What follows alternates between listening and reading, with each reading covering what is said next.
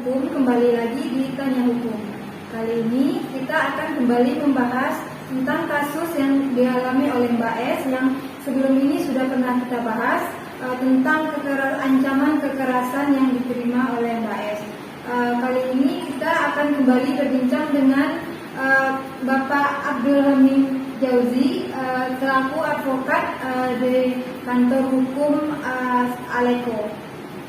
Gimana kabarnya Pak? Baik, alhamdulillah sehat. Kali ini kita akan lanjut membahas masalah yang dialami oleh Mbak S. Kemarin kan kita sudah bahas tentang masalah ancaman kekerasan. Kali ini kita akan membahas tentang ancaman penyebaran data pribadi.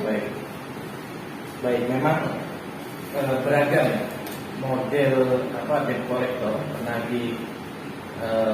pinjol pinjaman online itu ada ancaman kekerasan atau ancaman menyebarkan informasi pribadi yang termasuk KTP atau foto biasanya ambil juga dari medsosnya atau kemudian juga disebarkan di daftar kontak yang sebelumnya pernah diambil saat register. Itu kan semua kontak yang ada di HP orang yang meminjam itu sudah diambil semua, dan itu kemudian disebarkan informasinya bahwa si S ini punya utang tapi belum bayar, dia seperti itu. Atau kemudian KTP-nya lah disebarkan. Itu terjadi, ada ya. Saya tidak tahu kalau kayak sini apa ancaman yang akan disebarkan. Foto pribadinya gitu ya. Jadi beragam model cara-cara yang tidak patut yang debt collector lakukan gitu. Nah, ada berbagai macam penyebaran tadi, KTP, foto pribadi, atau video bahkan, karena video juga diakses pada saat melakukan register itu, ya. Atau memfitnah gitu, ya. Atau bahkan ada pelecehan seksual, kekerasan seksual secara online ya, karena via WA. Misalnya sudah, kalau memang S tidak mau membayar, cukup tidur aja satu malam selesai lunas, itu terjadi gitu. Dan itu setelah ada undang-undang TPKS sebenarnya masuk dalam kategori kekerasan seksual non fisik kategorinya itu bisa. Jadi kalau ancaman tadi ada kekerasan seksual bisa dijerat sebenarnya, bisa dilaporkan dengan menggunakan pasal tadi, pasal di undang-undang TPKS, kekerasan seksual non fisik gitu. Itu undang-undang yang relatif baru memisahkan. Nah, bagaimana terkait ancaman penyebaran KTP ya? Data pribadi atau foto. Nah, ini ada pasal 32 Undang-Undang ITE yang bilang tegas melarang. Jadi bunyi pasalnya begini: setiap orang dengan sengaja dan tanpa hak atau melawan hukum dengan cara apapun mengubah, menambah, mengurangi, melakukan transmisi, merusak, menghilangkan, memindahkan, menyembunyikan suatu informasi elektronik milik orang lain atau milik publik. Nah, itu milik orang lain. Jadi milik si S dipindahkan atau disebarluaskan gitu, atau melakukan transmisi, mengalihkan. Itu Undang-Undang ITE jelas melarang. Gitu ya. Berikutnya, setiap orang dengan sengaja dan tanpa hak atau melawan hukum dengan cara apapun memindahkan atau mentransfer informasi elektronik dan atau dokumen elektronik kepada sistem elektronik orang lain yang tidak berhak. Nah, ini seandainya S gitu ya, KTP-nya tadi, dokumennya diupload di medsos temannya misalkan gitu, di wallnya. Nah, ini masuk ketentuan ini. Ya, jadi jelas hal-hal seperti ini, praktek-praktek yang dilakukan debt collector ini jelas dilarang oleh hukum kita.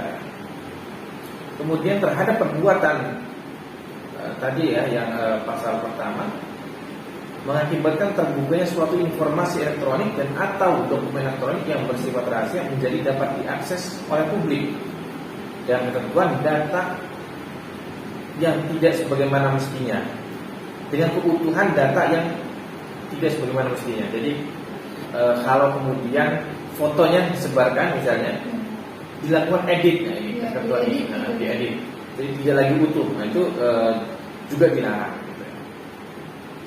Nah, ancaman pidananya, maka pelakunya dapat dikenakan ancaman sanksi pidana penjara maupun denda yang diatur di pasal 48, yaitu Undang-Undang ITE. Ini sanksinya diatur di Undang-Undang ITE juga. Kemudian ada juga pasal 26 Undang-Undang ITE.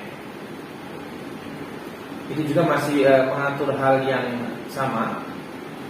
Jadi menyebarkan data pribadi itu tidak diperbolehkan, gitu ya. Kemudian ada Undang-Undang Administrasi Kependudukan, Undang-Undang Adminuk, itu juga melarang setiap orang yang tanpa hak menyebarluaskan data kependudukan sebagaimana dalam pasal 79 ayat 3 dan data pribadi sebagaimana dimaksud dalam pasal 86 ayat 1A dipidana dalam pidana penjara paling lama 2 tahun. Nah, jadi tidak hanya di Undang-Undang ITE sebenarnya. Ada di Undang-Undang Adminuk yang itu dengan tegas melarang informasi pribadi KTP kemudian disebarluaskan, gitu ya. Jadi saran saya bagi siapapun yang mengalami ancaman penyebarluasan atau sudah disebarluaskan, sebaiknya laporan ke kepolisian, gitu. Itu bisa dilakukan, atau bisa mengajukan permohonan kepada pengadilan negeri untuk menetapkan perintah penghapusan informasi elektronik. Jadi kalau KTP atau fotonya sudah tersebar di Facebooknya siapa seorang misalnya, kita tidak bisa juga menghapus itu, ada mekanisme permohonan ke pengadilan, bisa dilakukan. Jadi nanti pengadilan akan memerintahkan agar dokumen A, dokumen B yang tersebar itu dihapus. Jadi itu yang paling mudah sebenarnya melaporkan ke kepolisian. Karena itu jelas praktek-praktek yang keliru yang dilarang oleh undang-undang. Jadi itu saja. Kalau mengalami ancaman, silahkan lapor ke kepolisian. Ancaman penyebaran data pribadi, data elektronik juga bisa lapor ke kepolisian. Gitu. Jadi asal mulanya pinjol ini keperdataan hutang-hutang, tapi karena menagihnya dengan cara-cara yang tidak dibenarkan oleh hukum, maka ada konsekuensinya, ada ancaman pidana. Pidana ya. Betul. Saya rasa itu, Mbak. Oke. Baik, terima kasih Pak atas penjelasannya. Semoga bisa membantu teman-teman yang mengalami masalah yang serupa gitu. Bagi teman-teman yang ingin menanyakan permasalahan hukum yang sedang dihadapi, bisa langsung komen di video ini. Selain itu, bagi teman-teman yang ingin mengirim email ke Tanya Hukum juga bisa lihat di deskripsi video. Dan jangan lupa like, subscribe, dan share video ini. Terima kasih.